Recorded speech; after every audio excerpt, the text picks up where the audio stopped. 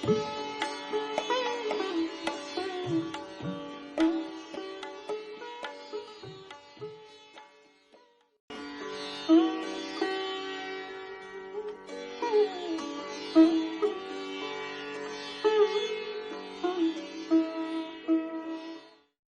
सद्गुरुदेव परमात्मने नमः। श्री रामचंद्राय नमः। आप श्री सद्गुरुदेव की सन्निधि में हैं। सद्गुरुदेव की सन्निधि में से अब एक नया प्रकरण जो चालू है, उसके अंदर अब यह 5वां भाग हम रिकॉर्ड कर रहे हैं। संस्कृति और भारतीय संस्कृति और देश के लिए निर्देश। यहां पर गुरुदेव अब आपको समझाएंगे कि रक्षाबंधन का क्या महत्व है। इसे श्रावणी पूर्णिमा भी कहते हैं। अब श्रावणी पूर्णिमा का महात्म्य आप समझिए। यह वरतेज 21/8/56 को रिकॉर्ड किया गया था। आज रक्षाबंधन, गुरुदेव कहते हैं, आज रक्षाबंधन श्रावणी पूनम त्योहार है। गांव गांव से भक्त समूह श्री गुरुदेव के दर्शन सत्संग की उम्मीद के साथ कल से आ रहे हैं। श्री गुरुदेव सबको बारी बारी मिलते हैं, सबको अपने श्री वरद हस्तों से रक्षा बांधी। श्री गुरुदेव ने कहा, श्रावणी पूर्णिमा नारियल पूर्णिमा है। उस दिन समुद्र का पूजन होता है। समुद्र के मार्ग से देश विदेशों से व्यापार किया जाता है। इस पर्व को श्रावणी भी कहते हैं। श्रावण नक्षत्र प्रधान यह मास का नाम श्रावण रखा गया है। जब श्रावण शुक्ल पूर्णिमा के दिन से श्रवण युक्त घनिष्ठ नक्षत्र होता है, इसलिए श्रावणी पूर्णिमा। ऋग्वेद और यजुर्वेद के लिए यज्ञोपवीत धारण करने का यह शुभ योग बनता है, इसलिए इसको श्रावणी कहते हैं।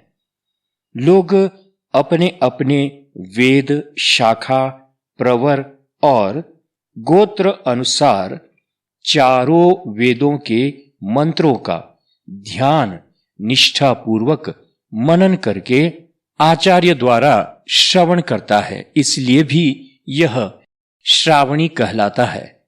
रक्षाबंधन माता और बहन के पवित्र प्रेम का प्रतीक है। माता कुंती ने अभिमन्यु को रक्षा बांधी थी। मेवाड़ की महारानी कर्मवती ने अपना प्रदेश बचाने के लिए मुसलमान बादशाह हुमायूं पर राखी भेजकर अपना भाई बना लिया। हुमायूं भी परधर्मी होते हुए भी मानवता की यह उच्चतम विशुद्ध भावना का स्वीकार किया था। सिकंदर और पौरस की लड़ाई के समय सिकंदर की पत्नी ने लागणीवश होकर किसी को पता न पड़ जाए, इससे गुप्तचर के माध्यम से अपने स्वामी की रक्षा के लिए पोरस को राखी भेजी थी। सिकंदर की पत्नी भारतीय थी। रक्षाबंधन क्यों? एक दूसरे की रक्षा करना यह संस्कृति है। एक दूसरों की रक्षा से ही एक दूसरों को सुख शांति प्राप्त होगा। अहिंसा परमो धर्म। किसी को भी हिंसा करना नहीं, यह धर्म का सर्वश्रेष्ठ लक्षण है। दूसरों की रक्षा करना, एक दूसरे का कल्याण की इच्छा रखना। जैनों का, मुसलमानों का, हिंदुओं का, सिखों का त्योहार लगभग साथ ही साथ होता है। आर्य प्रजा ही है मूल में, तो आर्यों के साथ ही इस देश में रहे हैं। जैन धर्म में भी सदाचार की आज्ञा दी है, सत्कर्म करने की आज्ञा दी है। अहिंसा, सत्य, सत्कर्म जैन धर्म का हार्द है। जैन संवत्सर के दिन किसी के साथ अन्याय असत्य व्यवहार किया गया हो, किसी के मन को दुख पहुंचाया हो, उसके लिए क्षमा प्रार्थना की जाती है। सत्य वृत्ति, साधु वृत्ति रखना, पर आंतरिक बनना। सच्चाई, सत्य आंतरिक है। तनुतीय तनय धाम धन धरणी, सत्संग कह तृण समबरणी। दैवी संपत्ति भगवत कृपा से प्राप्त नहीं होती, केवल अपने पुरुषार्थ से प्राप्त होती है। सोच समझकर कर्म करना कि कर्तव्य क्या है, इस कर्म में मान्यता है या नहीं, यह कर्म सत्कर्म है, शुभ है। कर्तव्य मानवीय व सत्कर्म करने से चित्त के मलिन संस्कारों का प्रभाव कमजोर पड़ता है। कभी ऐसा कर्तव्य कर्म व मानवीय कर्म व सत्कर्म कर तो लिया जाता है, परंतु बाद में पश्चाताप होता है, कुतर्क उठता है। क्यों किया? कुतर्क या कुतर्क का होना पाप का उदय होना है। कुरान और पैगंबर साहब ने भी सदाचार पूर्ण जीवन यापन करने की आज्ञा दी है। रमजान मास अरबों ने और मुसलमानों ने भी पवित्र माना है। रमजान मास इसलिए पवित्र माना गया है कि इस मास में अल्लाह ने पैगंबर साहब को कुरान दिया है, दर्शाया है और दर्शन दिया है। भानुभाई पोबारू और मानस प्रेमी मंडली आने पर विनय पत्रिका के पद और मानस जी के दोहे चौपाइयों का व स्तुतियों के पाठ श्रवण में श्री गुरुदेव शाम को 2 घंटे नीचे चौक में तख्त पर विराजे और रोज इस प्रकार मिलूंगा ऐसा कहा। आज से श्री गुरुदेव का सादा मौन नियम का प्रारंभ हुआ। प्रतिदिन शाम को 4:30 से 5:30 तक दर्शन लाभ आप देते रहें। मौन के दिनों में श्री गुरुदेव कुछ न कुछ लिखकर देते रहें। जो उपलब्ध है इतना पूज्य श्री के हस्ताक्षर इस नोट में दिए गए हैं। वर्तेज 22/8/56 से 27/8/56। अब गुरुदेव दूसरी बात कहते हैं। गुरुदेव पुष्ट 327 पर स्वामी दयानंद जी के बारे में हम सबको समझाते हैं, बताते हैं, तो सुनिए।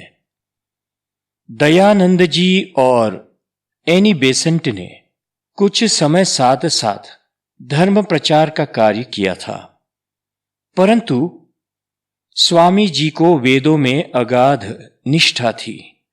फिर दोनों अलग पड़ गए। वे अत्यंत स्पष्टवादी थे, इतने निर्भीक थे। मेवाड़ के एक राजा उनके भक्त थे। एक बार महाराज के निमंत्रण पर वे जोधपुर पधारे।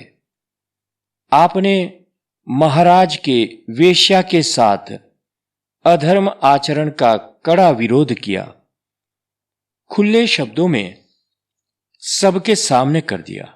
इससे उस वेश्या ने स्वामी जी को विष दिया। आखिरी दिनों में अजमेर पुष्कर में रहे थे। इसी विष के प्रभाव से उनका शरीर छूटा था। संवत 1883 दीपावली की रात्रि को छूटा था। आदर्श नक्की करो, ध्येय स्वरूप क्या, उनको उनके गुणों को पहुंचना है, यह ध्येय निश्चय करो।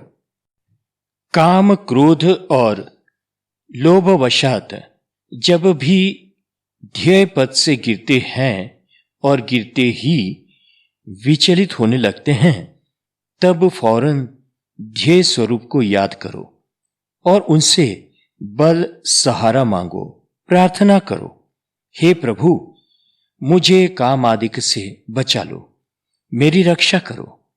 ध्येय का निश्चय किया है, यह बात बार बार स्मरण में रखो।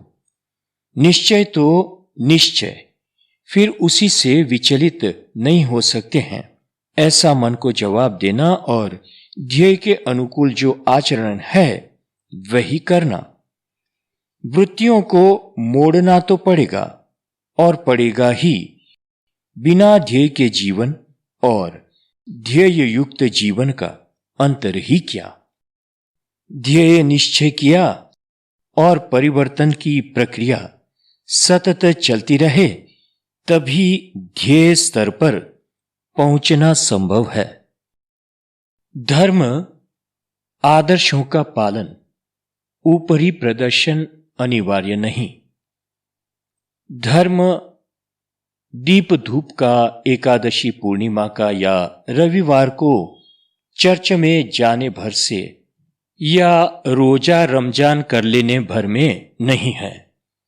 हर एक धर्म में कई आदेश है, जैसे कि हिंसा न करना, असत्य न बोलना, अनीति नहीं करना इत्यादि। इन आदर्शों का पालन करना यही धर्म है। इन आदेशों का पालन करके हमारे सामने मूर्तिमंत करने वाले हैं श्री राम, श्री कृष्ण, श्री ईसा मसीह, श्री मोहम्मद साहब इत्यादि। इनके प्रति हमारी भक्ति को प्रदर्शित करने के लिए हम दीप धूप इत्यादि का उपयोग करते हैं, जो केवल ऊपरी प्रदर्शन है। प्रदर्शन कभी भी अनिवार्य नहीं होता। असली तत्व को कभी प्रदर्शित करना नहीं पड़ता। वह तो स्वयं अपने आप ही अपने ही सामर्थ्य में और सहज भाव से ही झलक आता है, झलक उठता है। धर्म के आदर्शों के परिपूर्ण पालन से अर्थात धर्माचरण से मन बुद्धि की शुद्धि होती है। शुद्धि होने पर सामर्थ्य प्राप्त होती है।